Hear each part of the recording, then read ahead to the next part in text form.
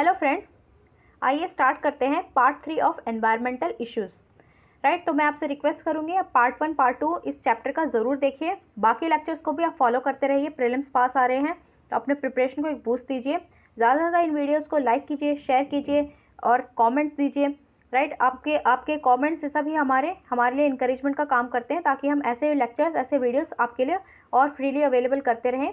Right, और ज़रूर subscribe कीजिए वाईशाइस चैनल को अगर आपने नहीं किया है तो।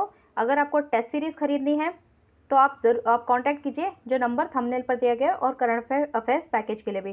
राइट, तो स्टार्ट करते हैं। जो पाम ऑयल किस तरह से इन्वायरमेंट के लिए एक इशू बनता जा रहा है, एक इन्वायरमेंट को खतरा पहुंचा रहा है, और इंडिया का इसमें क्या रोल है। तो यहाँ पे बताया गया when forest shrink so does as the home of endangered species. Right, जब जो जंगल है वो सिकुड़ने लग जाते हैं तो जो इंडेंजर स्पीसीज़ है उनसे उनका घर छिन जाता है। राइट, तो अब देखते हैं जो पाम ऑयल है। राइट, तो जो वेजिटेबल ऑयल होता है उसका ग्लोबल लेवल पे सबसे बड़ा सोर्स है। जो वेजिटेबल ऑयल है उसका सबसे बड़ा सोर्स है वो पाम ऑयल अभी उभरता हुआ आ रहा है। राइट, सबसे ज़्यादा उभर रहा है। तो पाम ऑयल को जनरली वेजिटेबल ऑयल के नाम से बेचा जाता है। ठीक है, तो पाम ऑयल जो पूरी दुनिया का जो पूरे विश्व में वेजिटेबल ऑयल का प्रोडक्शन होता है उसमें 33% पाम ऑयल होता है। और इंडोनेशिया और मलेशिया ये दोनों कंट्री से मिलके 87%, जो पूरे विश्व का 87% पाम ऑयल का प्रोडक्शन है वो ये दोनों कंट्रीज से कर रही है। बचा कुचा जो है वो इंडिया और चाइना करती हैं। फिर अब देखते हैं ग्लोबल एडिबल ऑयल कंजम्पशन, मतलब जो ग्लोबल लेवल पे पूरे विश्व भर लेवल में इस जो एडिबल ऑयल है उसका जो ये तेल की खपत है। राइट, मतलब ऐसा तेल जो एडिबल का मतलब जिसे हम खा सकते हैं या फिर हम जिसे कंज्यूम कर सकते हैं, उसकी जो खपत है वो बढ़ती जा रही है। देखिए, पहले यहाँ पे 123 मिलियन मैट्रिक टन हुआ करता था 2007 में, वो बढ़कर अब 158 मिलियन मैट्रिक टन हो गया 2012 में। तो ये काफ़ी बढ़ गया है। क्यों बढ़ रहा है? अब देखिए, सिंपल सा ऑब्वियस रीज़न है, पॉपुलेशन बढ़ रही है, लोगों की इनकम बढ़ रही है, पर कैपिटा कंजम्पशन इस वजह से बढ़ता जा रहा है, स्पेशली डेवलपिंग कंट्रीज़ में। राइट, तो पाम ऑयल का कंजम्पशन अभी कितना बढ़ गया है? देखिए 48.7 मिलियन मैट्रिक टन। राइट, तो ये दुनिया में सबसे ज़्यादा जो एडिबल ऑयल है कंज्यूम होता है उसमें सबसे ज़्यादा कंजम्पशन किसका होता है? पाम ऑयल का।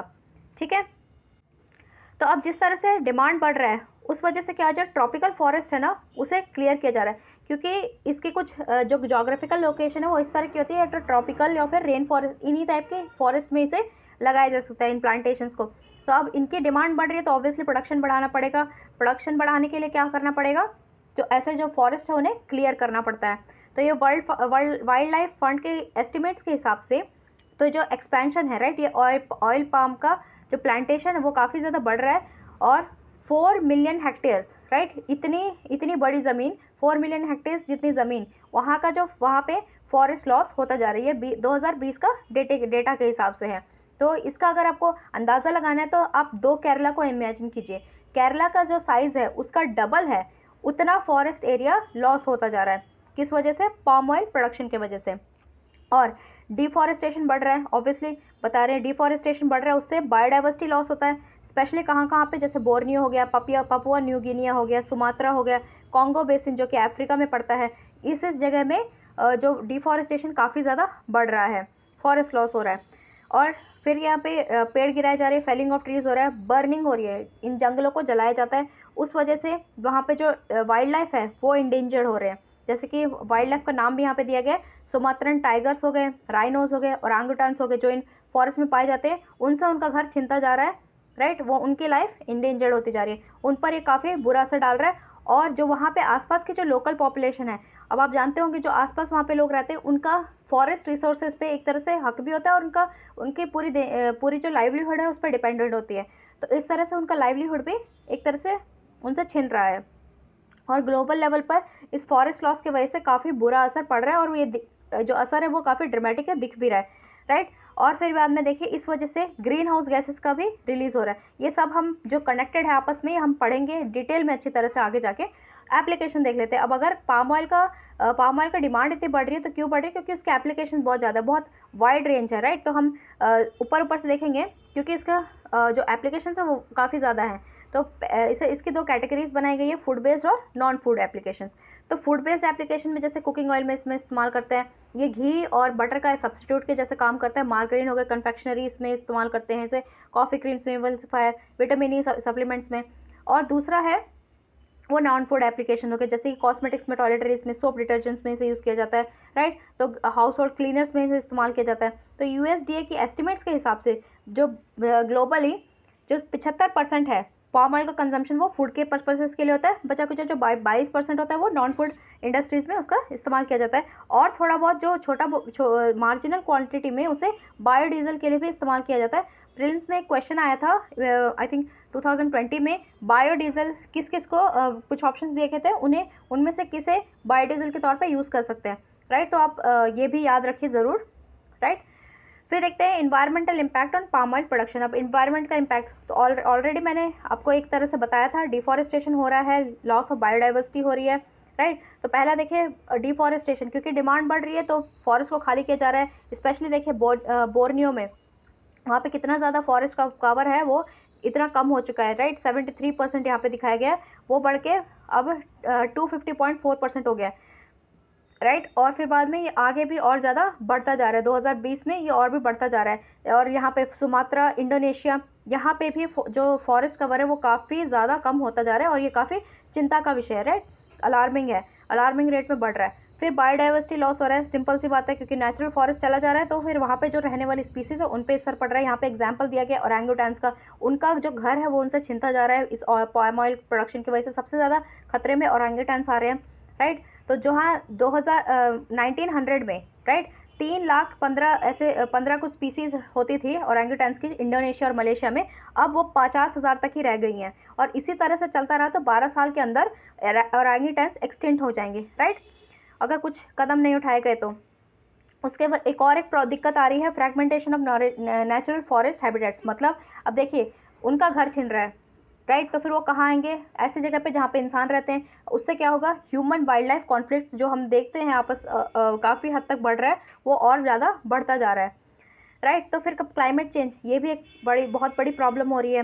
तो फॉरेस्ट डिग्रेडेशन, फॉरेस्ट पूरी तरह से नष्ट हो रहे हैं। और पीटलैंड एमिशंस, ये पीटलैंड एमिशंस क्या होता है, जब जो पाम ऑयल होता है, पाम ऑयल का एक्सपेंशन की वजह से जो पीटलैंड ऐसी जगह होती है, ऐसी सॉइल की एक परत होती है जिसमें कार्बन डाइऑक्साइड स्टोर्ड होता है। अब उस अगर वो जो उसके ऊपर की जो परत है उसे हटा दी जाए तो पीटलैंड होता है वो एक्सपोज हो जाता है, किससे, ऑक्सीजन से।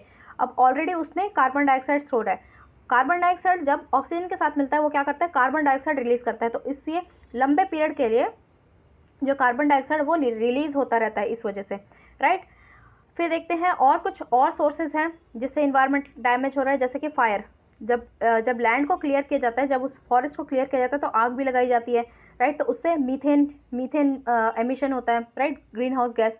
और जो एफ्लुएंट ट्रीटमेंट पॉन्ड्स होते हैं उस वजह से भी काफ़ी ज़्यादा इन्वायरमेंट में इशू हो रहा है, मीथेन एमिशन हो रहा है, राइट। फिर बाद में पेस्टिसाइड्स और फर्टिलाइजर्स यूज़ किया जाता है, राइट, ऑब्वियसली ताकि उन्हें कीड़ा ना लगे। तो उस वजह से भी काफ़ी ज़्यादा जो वहाँ पे जो ऑपरेट करते हैं उनके हेल्थ पर काफ़ी बुरा असर पड़ रहा है। एक हर्बिसाइड है जिसका नाम दिया है पैराक्वेट, इसके वजह से काफ़ी ज़्यादा हेल्थ पर दिक्कत आ रही है वहाँ के आसपास के लोगों में भी, ठीक है।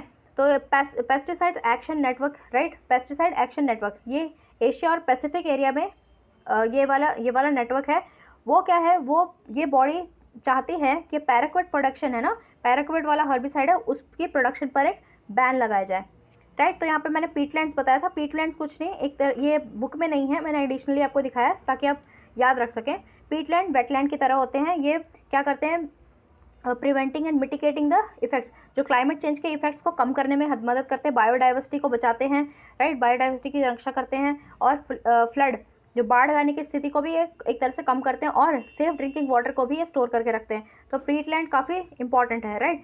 तो ये नेचुरल टेरेस्ट्रियल कार्बन स्टोर का काम करते हैं, राइट। इसलिए उसमें अगर उसकी परत निकल जाती है तो एक्सपोज रहता है, उस वजह से कार्बन डाइऑक्साइड रिलीज होता है। यहाँ पे ये दिया गया है, अब देख सकते हैं।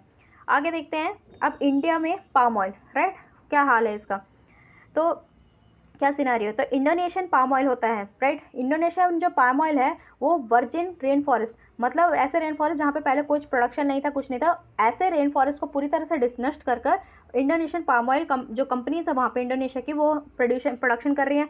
उस वजह से वहाँ के जो रेन फॉरेस्ट है वो नष्ट हो रहे हैं, जो वहाँ के टाइगर हैबिटेट है, राइट। वहाँ पे जो टाइगर हैबिटेट है वो पूरी तरह से नष्ट हो रही है इंडोनेशिया में, और इंडिया का डिमांड बढ़ रहा है, तो उस वजह से, क्योंकि डिमांड बढ़ता है तो सप्लाई भी बढ़ानी पड़ती है, तो इस वजह से इंडोनेशिया के रेन फॉरेस्ट एक तरह से नष्ट हो रहे हैं। और फिर इंडिया जो है पाम ऑयल का लार्जेस्ट इम्पोर्टर है, मतलब इंडिया में सबसे ज़्यादा इम्पोर्ट होता है पाम ऑयल का, राइट। क्योंकि अब देखिए इतना इम्पोर्ट क्यों होता है, क्योंकि ये इसकी जो कॉस्ट है वो कम है, राइट। लो प्राइस्ड ऑयल है, इसकी लो प्राइस है।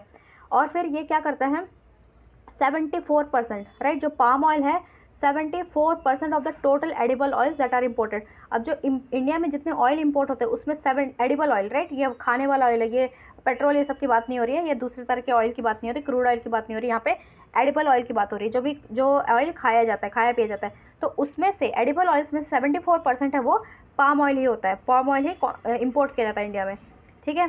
तो palm oil is now the single largest consumed vegetable oil, ठीक है। तो इंडिया में सबसे ज़्यादा कंज्यूम किया जाता है पाम ऑयल को। अब प्रोडक्शन देखते हैं, इंडिया तो इंपोर्ट तो कर रही है, हमने देख लिया, प्रोडक्शन का क्या हाल है। तो प्रोडक्शन काफ़ी कम है।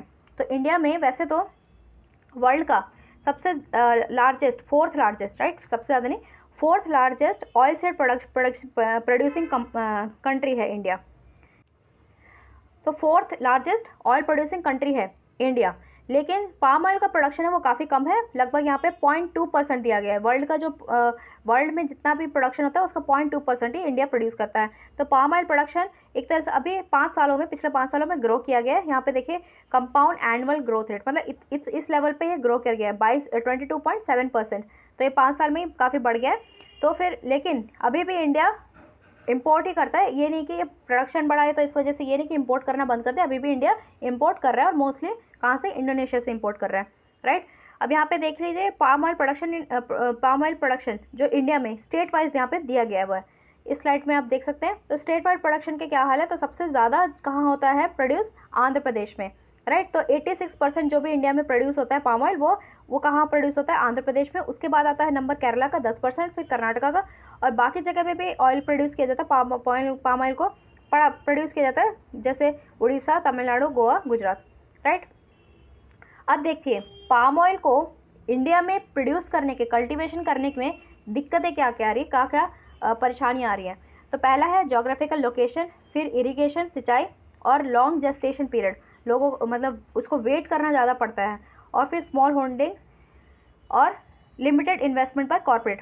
अब हम डिटेल में देखेंगे क्या होता है कि जोग्राफिकल लोकेशन, अब इसकी लोकेशन क्या है, जो इक्वेटर है, हमारे ये इक्वेटर मान लीजिए, तो इससे 8 डिग्रीज नॉर्थ, 8 डिग्री साउथ, तो इतनी ही जगह पे पाम ऑयल का प्रोडक्शन किया जाता है, ये आइडियल लोकेशन है, ठीक है।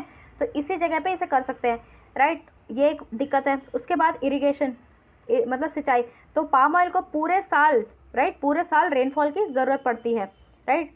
तो इंडिया में हर जगह रेनफॉल तो नहीं होती है।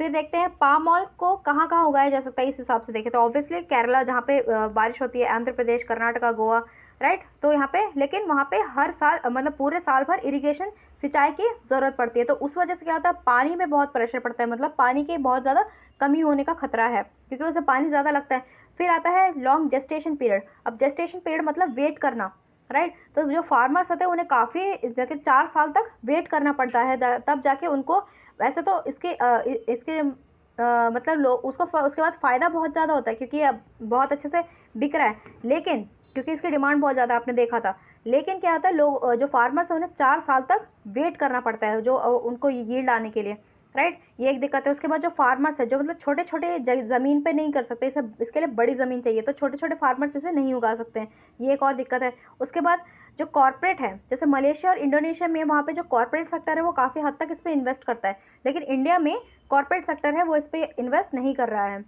ठीक है।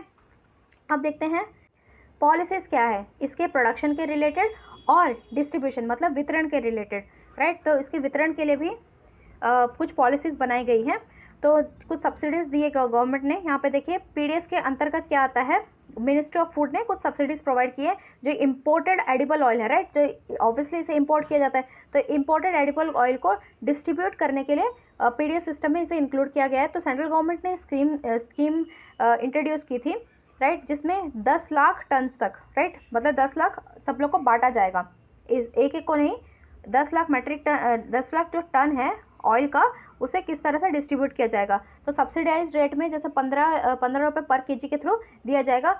Introduce the scheme central government ने किया, लेकिन किसके थ्रू इसे डिस्ट्रीब्यूट किया जाएगा, स्टेट गवर्नमेंट और यूनाइटेड टेरिटरी यूनियन टेरिटरीज के थ्रू, उनकी गवर्नमेंट के थ्रू। इस स्कीम को आगे जाके एक्सटेंड किया गया, जैसे पहले तो ये 2008 से 2009 था, फिर हर साल बढ़ता रहा है 2012 तक, राइट। उसके बाद फिर क्या हुआ, इस स्कीम की इम्प्लीमेंटेशन के बाद क्या हुआ, जो एडिबल ऑयल के प्राइसेस है वो काफ़ी हद तक कम हो गए, क्योंकि इतने सब्सिडाइज रेट पे लोगों को मिल रहा था, तो उस वजह से जो इनके प्राइसेस है वो काफ़ी हद तक कम होने लग गए।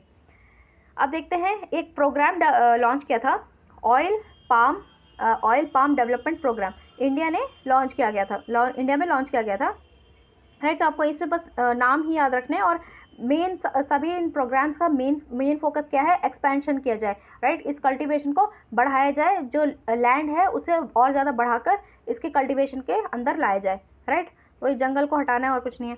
तो इसे टेम्पो, यहाँ पे नाम देख लीजिए, technology mission on oil seeds and pulses, इसे लॉन्च किया गया था 1986 में गवर्नमेंट ऑफ इंडिया के द्वारा। तो प्रोडक्शन बढ़ाना है, राइट। तो इसमें जितने भी आपको नाम दिए हुए सबका एक ही उद्देश्य है, प्रोडक्शन को बढ़ाना है, राइट। तो फिर OPDP, right, oil palm development programme, तो इसे 1992 में लॉन्च किया गया था। कौन से इसके अंतर्गत आता है, right, technology mission on oil seeds, जो यहाँ पे टेम्पो मैंने बताया था, technology mission on oil seeds and pulses, right. इसके अंतर्गत इसका फोकस था एक्सपेंशन, राइट, एक्सपेंशन बढ़ाना, एरिया जो है उसे इसके अंडर, इसके कल्टीवेशन के अंदर लाना। फिर 2004 से 2005 इसके बीच में एक और स्कीम को लॉन्च किया गया था, वो इसी का पार्ट था, इंटीग्रेटेड, अब इसे इंटीग्रेट कर दिया गया, राइट। तो इंटीग्रेटेड स्कीम ऑफ ऑयल्स, अब इसमें ऑयल सीड्स को इंक्लूड किया गया, पल्सेस को भी इंक्लूड किया गया, उसमें पाम ऑयल को इंक्लूड किया गया और मेज को भी इंक्लूड किया गया, तो इंटीग्रेट किया गया। तो ISOPOM, राइट। तो इससे क्या होगा, 12 स्टेट्स यहाँ पे बताए गए हैं, तो इन 12 स्टेट्स को कुछ सपोर्ट प्रोवाइड किया जाएगा, जिससे कि वो इसका कल्टीवेशन, इन सब का कल्टीवेशन बढ़ा सके, जैसे कि आंध्र प्रदेश, असम, गुजरात, गोवा, कर्नाटका, केरला, महाराष्ट्र। आप पढ़ लीजिए, राइट, हर चीज़ रिपीट करने की तो ज़रूरत नहीं है। अब देखिए, फॉर द ईयर 2011 से 12 तो गवर्नमेंट ने फिर एक और प्रोग्राम को रोल आउट किया, जैसे ऑयल पाम एरिया एक्सपेंशन, तो नाम से पता चल रहा है एरिया को एक्सपेंड किया जाने के लिए। तो एरिया देख लीजिए, 60,000 हेक्टेयर, इस एरिया को इस एरिया को पाम ऑयल कल्टीवेशन के अंडर लाया जा सके। और फिर बाद में यहाँ पे गवर्नमेंट ने और लॉन्च किया, और कुछ सब्सिडीज़ लॉन्च की, जो उगाते हैं, राइट, तो प्लांटर्स हैं, उन्हें कुछ सपोर्ट प्रोवाइड करने के लिए, उन्हें कुछ सब्सिडीज़ प्रोवाइड करने के लिए गवर्नमेंट ने और कुछ कदम उठाए थे, राइट। तो फिर पार्शियल कंपनसेशन दिया जाए, फिर और लॉस हो जाए तो, और जेस्टेशन पीरियड के टाइम उनको भी कुछ सपोर्ट दिया जाए, क्योंकि ऑब्वियसली जेस्टेशन पीरियड आपने देखा था बहुत ज़्यादा होता है, उस टाइम पे कुछ सपोर्ट करने दिया जाए, किया जाए। और फिर बाद में ड्रिप इरिगेशन सिस्टम, क्योंकि इरिगेशन की ज़रूरत पड़ती है, सिंचाई की ज़रूरत पड़ती है, तो उनके लिए ऐसा पंप सेट ये सब खरीदे जाए, जिससे कि वो सिंचाई कर सके, ड्रिप इरिगेशन कर सके। अब देखते हैं round table on sustainable oil, right. तो यहाँ पे एक राउंड टेबल इस पर रखा गया था, ताकि ये सस्टेनेबली इसको ऑयल प्रोडक्शन को किया जा सके। तो RSPO इसे 2004 में इस्टेब्लिश किया गया था। ये क्या करता है, promote the production and use of sustainable palm oil, ठीक है। तो प्रोडक्शन, यहाँ पे देखिए, production and use of sustainable palm oil for people, planet and prosperity, right. तो RSPO is a membership based organisation, इसमें मेंबरशिप लेनी पड़ती है।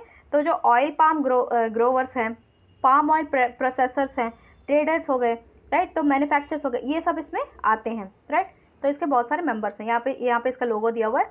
तो अब इसके कुछ प्रिंसिपल्स हैं, राइट, तो जिससे कि RSPO की सर्टिफिकेशन मिल सकती है। तो कमिटमेंट टू ट्रांसपेरेंसी पे ध्यान देते हैं ये लोग, और फिर बाद में के लिए कमिटमेंट देखते हैं। फिर जो लॉज बनाए हैं, लॉज और कुछ रेगुलेशंस बनाए हैं, कुछ दिशा निर्देश बनाए हैं, उससे वो कितना कंप्लाई कर रहे हैं, मतलब उससे वो कितना लागू कर रहे हैं, राइट। और फिर commitment to long term economical and financial viability, right. तो फिर जो इसे उगा रहा है वो उसके लिए फाइनेंशियली वायबल भी तो हो, उसे कुछ फ़ायदा भी मिले उससे, राइट। तो इकोनॉमी को भी इसमें देखा जा रहा है, लॉन्ग टर्म इकोनॉमिक वायबिलिटी को भी देखा जा रहा है, और बेस्ट प्रैक्टिसेस का इस्तेमाल किया जाए, राइट, ग्रोवर्स एंड मिलर्स, ठीक है। तो जो इसे उगा रहे हैं उनके लिए बेस्ट प्रैक्टिस को अपनाने के लिए उन्हें इनकरेज करना, ठीक है। फिर बाद में environmental responsibility and conservation of natural resources, तो नेचुरल रिसोर्सेज और बायोडाइवर्सिटी को किस तरह से बचाया जा सके। फिर consideration of employees and individuals communities affected by, अब जो इसकी प्रोडक्शन की वजह से जो लोग इफेक्ट हो रहे हैं उनको, उनका भी ध्यान दिया जाए, एम्प्लॉयज़ का भी ध्यान दिया जाए, और रिस्पॉन्सिबल डेवलपमेंट ऑफ न्यू प्लांटिंग्स, जो नए प्लांटिंग्स हैं उनके उनके भी डेवलपमेंट की जाए, राइट, उसकी भी जिम्मेदारी उठाई जाए, और commitment to continuous improvement in key areas of activity. ठीक है, फिर अब इसका इम्पैक्ट क्या पड़ा, इसका अब इतने जो इनके ऑब्जेक्टिव्स है उसमें क्या कुछ पूरे हुए, इसका कुछ असर पड़ा आरएसपीओ का, ये देखते हैं, राइट। तो फिर इसका प्रेजेंटली जो 14% जो पाम ऑयल ग्लोबली सर्टिफाइड है आरएसपीओ से, राइट, तो जितना प्रोडक्शन हो रहा है उसका 14% होता है वो आरएसपीओ से सर्टिफाइड है। तो आरएसपीओ का देखिए, ये जो ऑब्जेक्टिव्स है ये सब पूरा करने के बाद ही, यहाँ पे जो इतने सारे ऑब्जेक्टिव्स है इसे पूरा करने के बाद आरएसपीओ की सर्टिफिकेशन मिलती है। तो जो वर्ल्ड कप जो ग्लोबली 14% जो पाम ऑयल की प्रोडक्शन हो रही है उसमें से 14% है वो उसका आरएसपीओ सर्टिफाइड होता है, राइट। और फिर जो पाम ऑयल है वो एक्चुअली दिक्कत नहीं है, लेकिन किस तरह से पाम ऑयल को उगाया जा रहा है वो एक्चुअली इन्वायरमेंटल इशू कॉज कर रहा है। ठीक है, अगर अच्छी तरह से इसे इस्तेमाल किया जाए, पाम ऑयल काफ़ी हद तक काफ़ी डेवलपमेंट इससे हो सकती है, काफ़ी ज़्यादा इससे विकास हो सकता है, और लोगों को रोज़गार के काफ़ी अच्छे मौके प्रोवाइड कर सकता है, राइट, लोगों के। उसके बाद फिर इससे बायोडाइवर्सिटी को भी इंक्रीज़ किया जा सकता है, को भी इन्हेंस किया जा सकता है, राइट, और कार्बन डाइऑक्साइड सीक्वेस्ट्रेशन भी होता है। तो राइट, कार्बन डाइऑक्साइड सीक्वेस्ट्रेशन आपको पता ही होगा, राइट, तो उसमें बायोडाइवर्सिटी को इन्हेंस करने में भी, तो और जो डिग्रेडेड लैंड है उसमें भी इसे प्लांटिंग की जा सकती है। तो एक तरह से कह रहे हैं कि पूरी तरह से पाम ऑयल ख़राब नहीं है, पाम ऑयल को किस तरह से उगाया जाता है उसमें दिक्कत है। अगर अच्छी तरह से उगाया जाए तो हम ये इन्हेंस बायोडाइवर्सिटी भी हो सकती है, इससे सीक्वेस्ट्रेशन ऑफ कार्बन डाइऑक्साइड भी हो सकता है, और जो डिग्रेडेड लैंड है, जो ख़राब लैंड है, उस पर भी फिर से प्लांटेशन हो सकती है, right. All companies that produce, trade और use palm oil need to move towards sustainable palm oil, right. तो जैसे यहाँ पे देखिए 14% आ गया, अब इसे बढ़ाकर एक तरह से 100% पे लाया जाए, ये कहने का वो है। इसके बाद पाम ऑयल खत्म होता है, अब हम पढ़ेंगे कॉलोनी कोलैप्स डिसऑर्डर, राइट। तो इसमें आपको याद रखना है बीज, तो ये पूरी तरह से मक्खियों के ऊपर है, राइट। तो फिर अब देखिए क्या होता है, पॉलिनेटर्स क्या करते हैं, वो क्या करते हैं, जो पोलन होते हैं, आपको पता ही होगा, एक प्लांट्स में पोलन होता है और स्टिग्मा होता है, राइट। तो फिर जो पोलन होता है वो पोलन और सीड्स, पॉलिनेटर्स होते हैं, वो जो पोलन होता है और जो बीज होता है उसे एक से दूसरे फ्लावर की तरफ लेकर जाता है, राइट। तो ट्रांसफ़र का काम कौन करता है, पॉलिनेटर करता है। तो उससे फर्टिलाइजेशन होता है, जिससे कि so it can grow and produce food, right. तो ये आपको ये बायोलॉजी आपको पता ही होगा, ठीक है। उसके बाद फिर देखिए, फिर क्रॉस पॉलिनेशन, राइट। अब मतलब ये एक तरह से यहाँ पे इसका महत्व बता रहा है पॉलिनेटर्स का, इन सब का, और यहाँ पे बता के ये आएगा कि जो बीज होते हैं, जो ये मक्खियाँ होती हैं, उनका हमारे लिए सिग्निफिकेंस क्या है।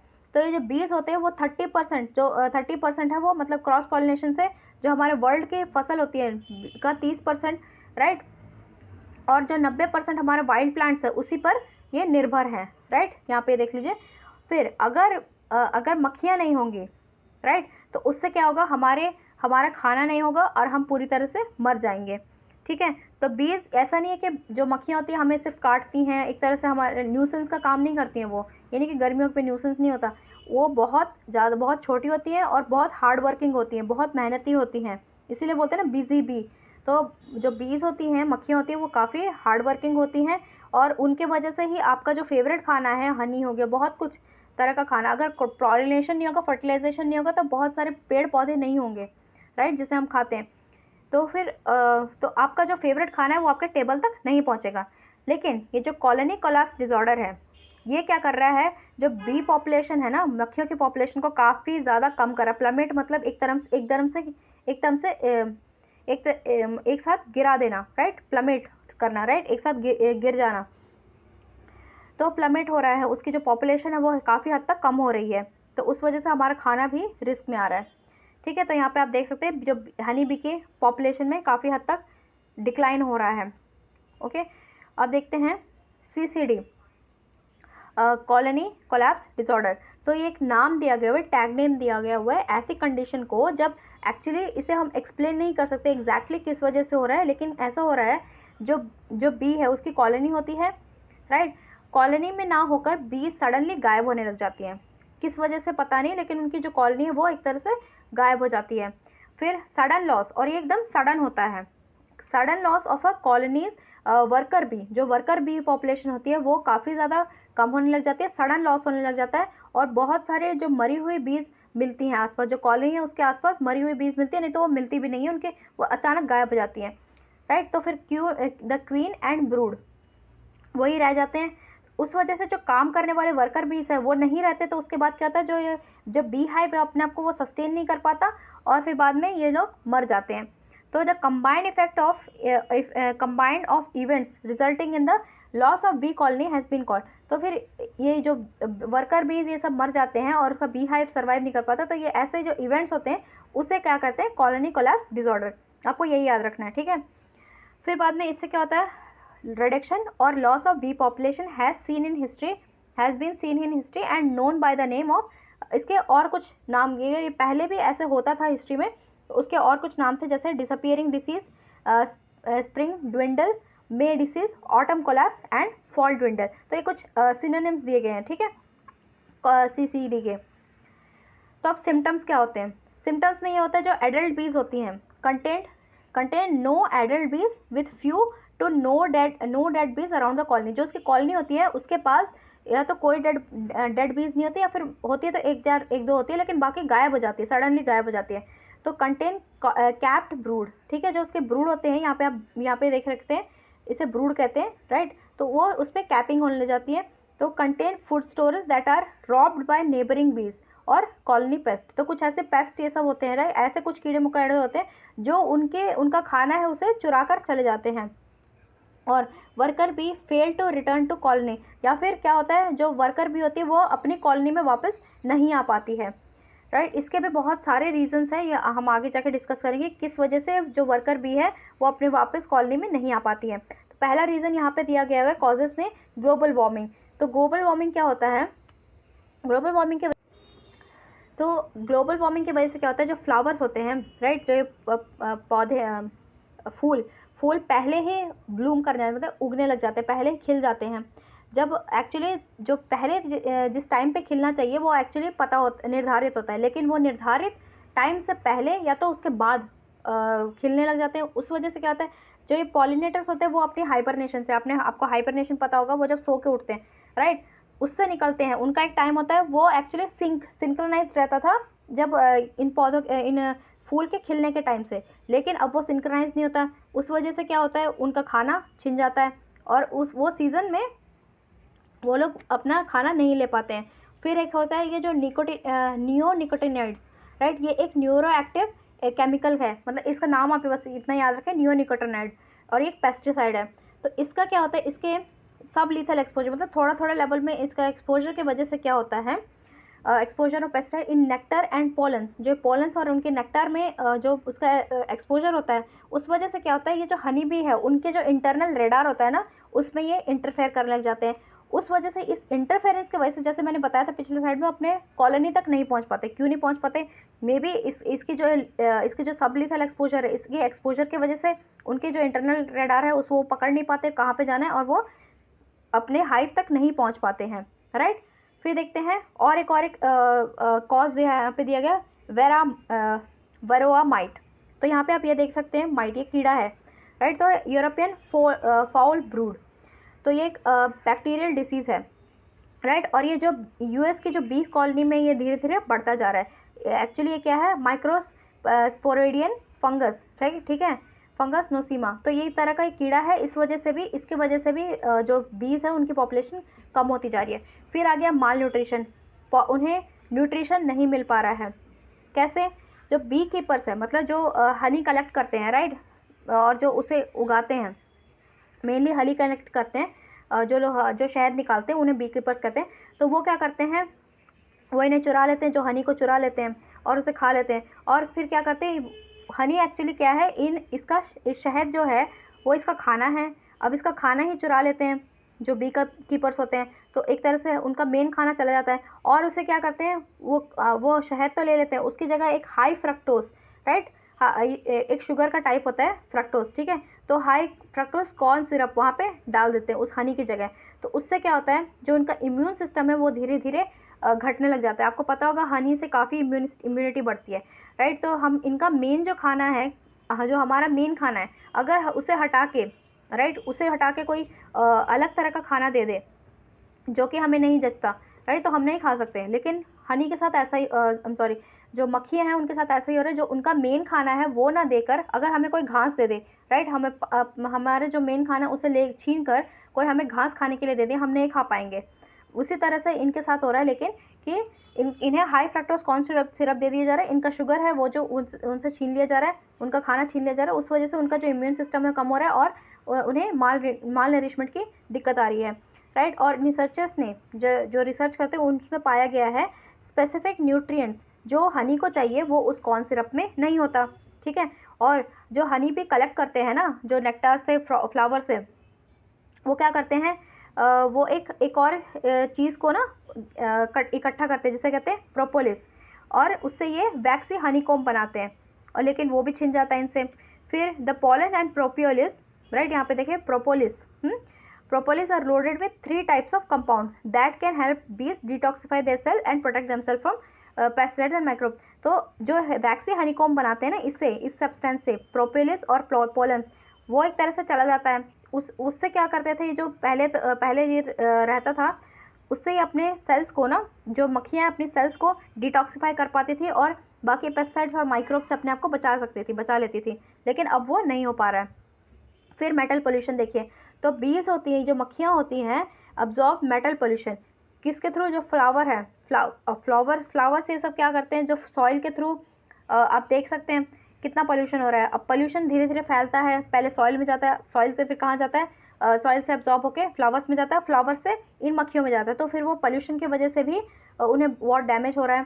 फिर स्ट्रेस, अब देखिए यहाँ पे आप बी कीपर को देख सकते हैं, राइट, तो यहाँ पे आप देख रहे हैं ये बी को, ये क्या करता है, इन्हें चुरा कर लेकर चला जाता है, तो शिफ्ट कर देता है अपनी जगह से, तो इसकी वजह से एक स्ट्रेस कॉज हो जाता है उसको, एक तरह से वो एक तनाव में आ जाता है, राइट। ये जो बीज हैं इन पर तनाव पड़ने लग जाता है, स्ट्रेस पड़ने लग जाता है, तो इधर से उधर भी इधर उधर उन्हें घुमाते रहते हैं, तो ये स्ट्रेस बढ़ने की वजह से भी वो, इसके वजह से ये भी एक बहुत बड़ा कारण है CCD का, राइट, कॉलोनी कोलैप्स का।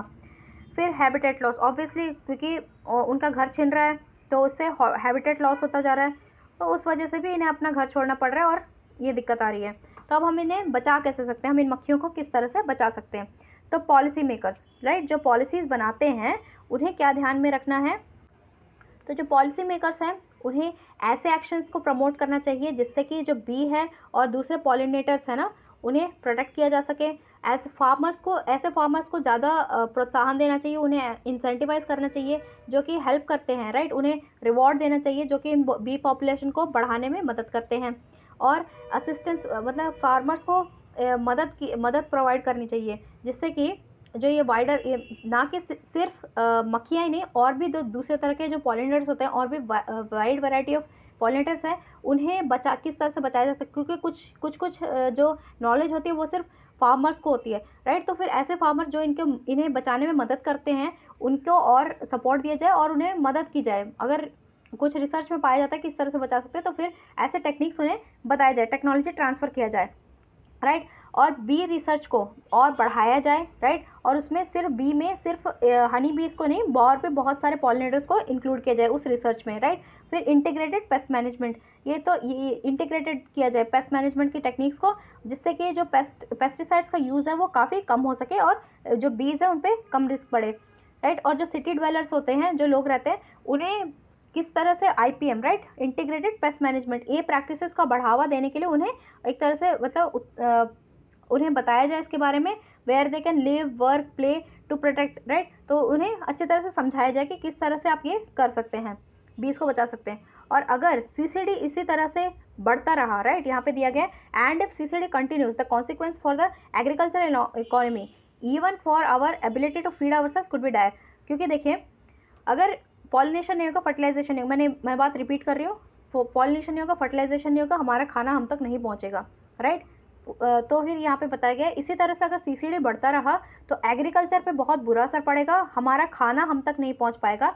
तो नो मोर बीज, नो मोर पॉलिनेशन, नो मोर प्लांट्स, नो मोर animals, no more man, right. तो आप ये याद रखना है। अब ये देखते हैं निकोटिनॉइड्स, ये हमने देखा था, ये एक न्यूरोकेमिकल एजेंट है, राइट, न्यूरोकेमिकल है, न्यूरो एक्टिव एजेंट। तो ये क्या करता है, तो ये एक क्लास है इंसेक्टिसाइड्स की, मतलब ये एक तरह का केमिकल है, ये याद रखना है आपको, ठीक है। ये निकोटीन से रिलेटेड है, केमिस्ट्री है ये। फिर the name literally means new nicotine like insecticide, नाम इसका, नाम को थोड़ा इलेबोरेट किया गया। तो निकोटीन की तरह जो निकोटिनॉइड्स है, नियो निकोटिनॉइड्स है, act on certain kind of receptor. तो ये नर्व सिनेप्सिस होते हैं ना, वहाँ पे कुछ रिसेप्टर्स होते हैं, राइट, तो वहाँ पे काम करता है। तो they are more toxic to invertebrates, right, जैसे इंसेक्ट्स होते हैं उन्हें, उनकी कैटेगरी क्या है, इनवर्टिब्रेट्स, तो उन पे ये ज़्यादा असर करते हैं, और मैमल्स, बर्ड्स पर ये थोड़ा कम असर करते हैं, जितना ज़्यादा ये इंसेक्ट्स पर ज़्यादा असर करते हैं, इसलिए इसे इंसेक्टिसाइड में यूज़ किया जाता है। सिंपल सा रीज़न है, ठीक है, क्योंकि ये जो इंसेक्ट्स हैं ज़्यादा प्रोन होते हैं इसके, वो ज़्यादा वल्नरेबल होते हैं नियो निकोटिनॉइड से। तो नियो निकोटिनॉइड का जो मोड ऑफ एक्शन होता है, मतलब वो किस तरह से काम करता है, वो सेंट्रल नर्वस सिस्टम, राइट, उसको अफेक्ट करता है, और उससे क्या होता है, जो इंसेक्ट्स होते हैं उनको, उनमें पैरालिसिस आ जाता है और फिर वो मर जाते हैं, राइट, ये इस तरह से ये काम करता है। फिर देखते हैं, स्टडीज़ में ये बताया गया जो नियो निकोटिनॉइड है, निकोटिनिक रेसिड्यूज होते हैं, वो एक्यूमुलेट हो जाते हैं पोलन में, मतलब एक तरह से इकट्ठा हो जाते हैं। रेसिड्यूज मतलब जैसे बचा कुछ अवशेष होते हैं, तो ये जो नियो निकोटिन के अवशेष बच जाते हैं, वो जमा होने लग जाते हैं, जो पोलन हो गए और ये जो नेक्टर हो गए, जो ट्रीटेड प्लांट है ना, जहाँ पे ये इंसेक्टिसाइड छोड़ा गया था, वहाँ पे जमा होने लग जाते हैं। उससे, और उस जमा होने की वजह से पोलन्स में फिर क्या होता है, ये पॉलिनेटर्स, जो ये इंसेक्ट है, ये सब पॉलिनेटर होते हैं, उन्हें ये खतरा पहुँचाता है, राइट। तो ये नियो निकोटिनॉइड क्या होते हैं, ये परसिस्ट, अब देखिए प्लास्टिक की तरह एक तरह से ये काफ़ी टाइम तक रहते हैं। जब सीड ट्रीटमेंट में इन सबको इस्तेमाल किया जाता है ना, तो वहाँ पे ये रहने लग जाते हैं, एक्यूमुलेट, जमा होकर फिर ये रह जाते हैं। अब ये नई रिसर्च में ये पाया गया है जो पोटेंशियल टॉक्सिसिटी है, मतलब, तो अब नई रिसर्च में ये पाया गया है कि जो इससे जो है, जो टॉक्सिसिटी है, राइट, लो लेवल कंटेमिनेशन से भी होती है, राइट, लेकिन यहाँ पे क्या है, जो लो लेवल एक्सपोजर से, मतलब काफ़ी कम लेवल का एक्सपोजर, राइट, बहुत कम मात्रा में जो उसका एक्सपोजर है, उसके वजह से क्या होता है ना, जो ये जो मक्खियाँ हैं उनके अपने, मतलब वो एक तरह से उनके सेंट्रल नर्वस सिस्टम पे काम करता है, मतलब उनके दिमाग पे ये असर करता है। फिर क्या होता है, उससे वो जो उनकी एबिलिटी है ना अपने घर को पहुंचने की, राइट, अपने हाइव और नेस्ट के पास पहुंचने की, उसमें ये दिक्कत करता है। तो इसी तरह से वो जो अपने घर पहुंच नहीं पाएंगे, तो ऑब्वियसली उनका क्या बोलते हैं, वो अपना खाना कलेक्ट कैसे करेंगे, तो उसी को हम अब तक डिस्कस करते आए थे ना, सीसीडी में, कॉलोनी कोलैप्स डिसऑर्डर।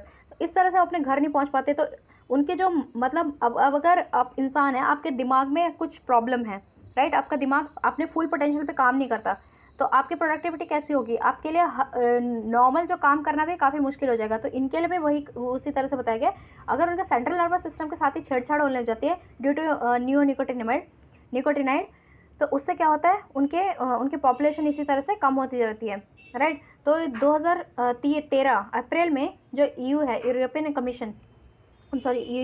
कमीशन ने डिसाइड किया था कि 2 साल का, मतलब जो EU है, राइट, 2 साल का मॉरेटोरियम लगाया जाए, जो 3 तरह के जो नियो निकोटिनॉइड है, जैसे कि जिनका नाम है क्लोथायानिडिन, इमिडा क्लोप्रिड और थायामीथॉक्सैम, राइट। ये 3 नाम है, क्लोथायानिडिन, इमिडा क्लोप्रिड और थायामेक्सोथैम। तो इन पर 2 साल का मॉरेटोरियम लगाया जाए। तो क्योंकि ऐसे रिपोर्ट्स निकल के आई थी, राइट, यूरोपियन फूड और सेफ्टी अथॉरिटी, राइट, EFSA ने ऐसे रिपोर्ट्स निकाले थे कि जो हैं ये these substances pose an acute risk to honeybees essential to farming और नेचुरल इकोसिस्टम। तो जो हनीबीज हैं उन पर ये काफ़ी, मतलब उस पर ये रिस्क, बहुत ज़्यादा रिस्क कॉज कर रहा है, तो इस पर एक तरह से थोड़ी प्रतिबंध लगाए जाए, राइट।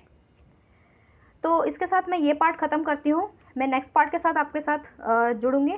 तो thank you so much lecture को अभी तक देखने के लिए, नेक्स्ट पार्ट ज़रूर देखिएगा। Thank you so much. In videos को ज़्यादा लाइक कीजिए, शेयर कीजिए।